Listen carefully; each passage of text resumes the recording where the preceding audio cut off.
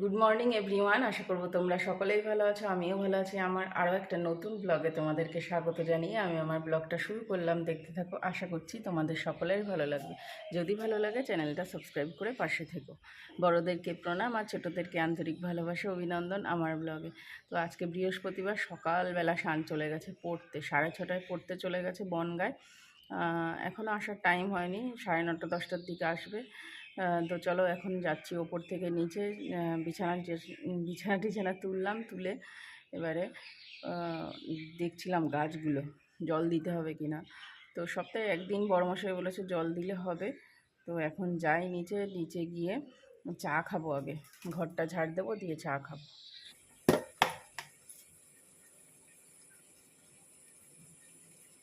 अच्युतं केशवं कृष्णदामोदरं रामनारायणं जानकीवन्दनं।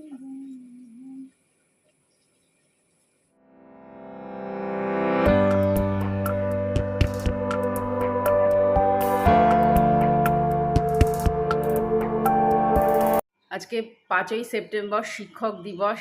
তো ছোটোবেলার দিনগুলো মনে পড়ছে যে আজকের দিনে আমরা যারা উঁচু ক্লাসে পড়তাম তারা নিচু ক্লাস নিতাম, শাড়ি পরে যেতাম। বেশ আলাদা একটা ফিলিংসই ছিল, সব বন্ধুবান্ধবরা একসাথে মিলে যেতাম আর আনন্দ করতে করতে বেশ ভালো লাগতো তখন। তা সেই দিনগুলো মনে পড়ছে। আর এখনকার দিনে কি বলো তো, অতটা তোমার অত এরকম আমাদের টাইমের মতো অত এখন কিছু হয় না, সেরকম কিছু হয় না। আর আমাদের টাইমে যেন আলাদাই একটা ফিলিংস ছিল, তাই না?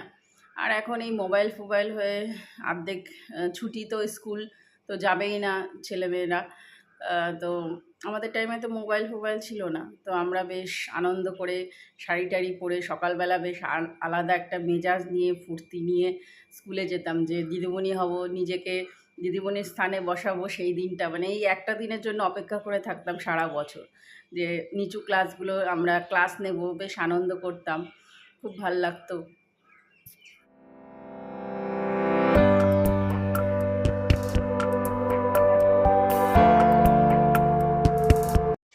সকাল সকাল জামা কাপড়গুলো ভাঁজ করে নিচ্ছি, এখন টাইম আছে তার জন্য। আর টেবিলের ওপর সব পড়ে রয়েছে, বিছানার চাদর, তারপরে জামা কাপড়, শানের পাপার পড়ে রয়েছে। কিছুটা শানের পাপার কেচেছি আর কিছুটা কাচিনি, রেখে দিয়েছি। আর এক গাদা তো জামা কাপড় একদিনে তো সব কাচা হবে না, তার জন্য যতটা পেরেছি ততটা কেচে এসছি ফুল তুলতে। কাকিদের অনেক গাছ আর অনেক টগর ফুল ফোটে, তো আমি এক প্লাস্টিক নিয়েছি আর কাকিকে এখন তুলে দেবো। তো হ্যাঁ, দুটো আছে।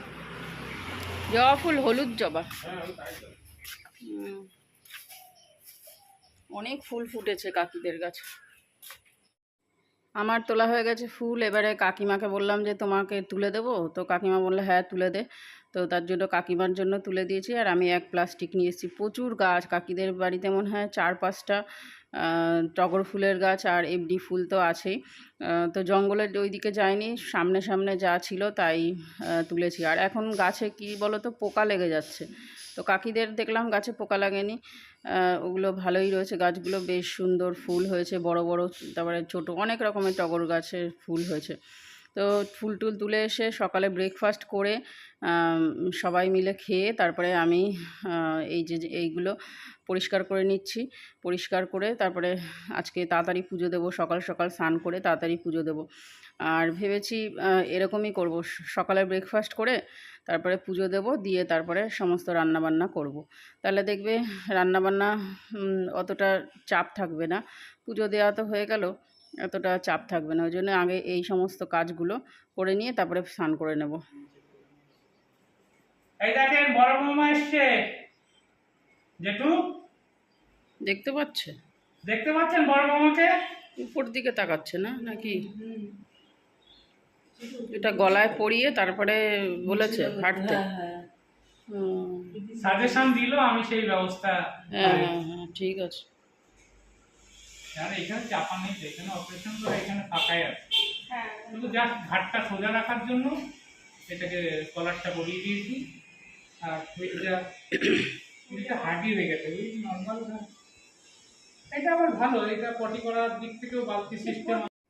একসময় শ্বশুরমশাই আমার পুলিশের সার্ভিস করতো, কলকাতা পুলিশের একসময় সার্ভিস করতো। রিটায়ারের পরে মনে হয় সবারই রোগ ব্যাধি শুরু হয়ে যায়, যেই 60 বছরে রিটায়ার হয়ে যাবে সমস্ত লোকের রোগ ব্যাধি হয়ে যায়। আমি যে কটা ভদ্রলোককে দেখলাম যে রিটায়ারের পরেই সমস্ত লোকের রোগ ব্যাধি শুরু হয়ে যায়। জানি না কার কপালে কি আছে, তো বলা যায় না। এখন মানুষের নিশ্চয়তা নেই কোনো রোগের। অল্প বয়সের ছেলে মেয়েদেরও ফট করে রোগ হয়ে যাচ্ছে, হার্ট অ্যাটাক, ব্রেন স্ট্রোক আর ক্যান্সার তো রয়েছে। এই 3টে রোগ একদম ছেয়ে যাচ্ছে এখন দুনিয়াটা, এই 3টে রোগে একদম ছেয়ে যাচ্ছে। তো যাই হোক, বাবাকে আজকে ওর থেকে অন্য একটা লোক এসছেন, উনি ফিজিওথেরাপি করাবেন আজকে থেকে। তো ভালোই উনি করাতেন আগে বাবাকে, তো মাঝখানে বাবা ছেড়ে দিয়েছিল ফিজিওথেরাপি। এমনি বাবার তোমার ব্রেন স্ট্রোক হয়নি, হার্ট অ্যাটাক হয়েছিল 2-3 বার। তো ব্রেন স্ট্রোক হল মনে হয় এই নিয়ে 2 বার হলো না 1 বার হলো, যাই হোক। তো ইনি আগে ফিজিওথেরাপি করাতেন, তো মাঝখানে বাবা বন্ধ করে দিয়েছিল, তো আবার এসছেন উনি।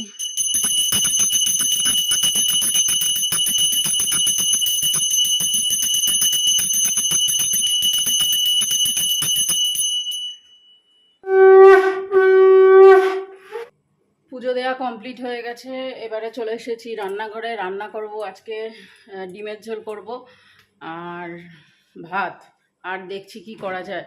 আর কালকের রয়েছে খানিকটা মাংস আর শাক ভাজা রয়েছে, ওটা যে কালকের শাক ভাজা আর মাংসটা রয়েছে। শান খাবে মাংস দিয়ে, আর ডিমের ঝোল করব, ছেলে খাবে।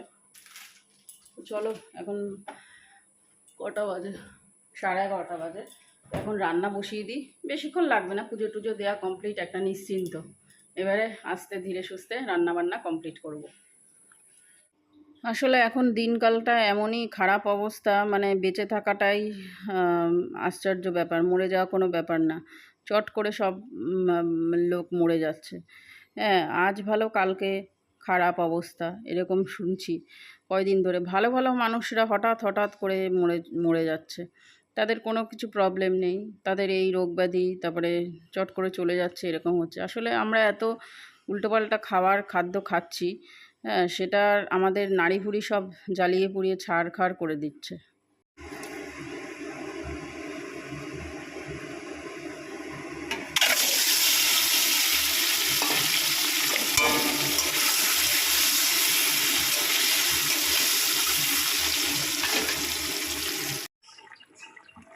তো বন্ধুরা, তোমরা কি দেখেছো পটল দিয়ে ডিম?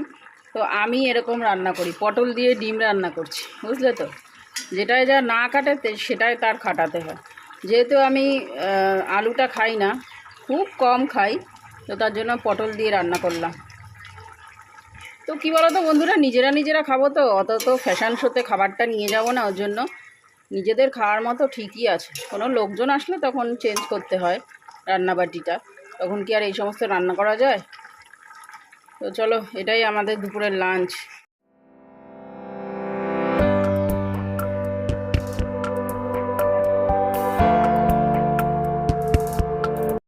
লিওন কাপড়ের জামাগুলো না বেশি কুঁচকে যায়, সুতিরের থেকে যেন লিওনের জামাগুলো বেশি কুঁচকে যায়। তো এই জামাটা ছিল ওয়ার্ড্রপের ভেতরে, তো দেখছি খুলে দেখি কি পুরো কুঁচকে একদম দলা হয়ে গেছে, মনে হচ্ছে কোনো বস্তার মধ্যে থেকে নিয়ে আসলাম, বস্তার মধ্যে থেকে এরকম মনে হচ্ছিল। তাই জন্য আয়রন করতে মানে নিজেই করলাম, নতুন জামা কাপড় তো নিজে করাই ভালো। আর গরম প্রচণ্ড হয়ে গেছে আয়রনটা, তাই একটু হাতে চেক করে নিলাম যে গরম বেশি দেওয়া যাবে নাকি, আবার বেশি দিলে আবার জামাগুলো ফেঁসে যেতে পারে, ওর জন্য হাতে আগে চেক করে নিলাম। আর এই আয়রন না আমার প্রচণ্ড পরিমাণে ভয় লাগে। আমাদের এখানে যেন অনেক বছর আগে আমি যখন বিয়ের পর নতুন হয়ে আসি এখানে, তখন একটা ছেলে না এই আয়রন করতে গিয়ে মারা গেছিলো। তো তারপর থেকে আয়রন আমি আর করতাম না, আবার ইদানিং আয়রন শুরু করেছি করা। তো আর কি করা যাবে, কপালে যদি থাকে মৃত্যু, তাহলে সে এখানে কেন, সব জায়গায় হতে পারে। তো তার জন্য আর ভয় করলে চলবে না, মৃত্যুকে জয় করে এগিয়ে যেতে হবে ঠাকুরের নাম করে। তো চলো বন্ধুরা, আজকের মতো ব্লগটা এখানেই এন্ড করছি। নেক্সট ব্লগে দেখা হবে। যদি কিছু ভালো লাগে চ্যানেলটা সাবস্ক্রাইব করে পাশে থেকো। আর নতুন যারা বন্ধুরা আমার চ্যানেলে আসছো তাদেরকে জানাচ্ছি অসংখ্য ধন্যবাদ, অসংখ্য ভালোবাসা।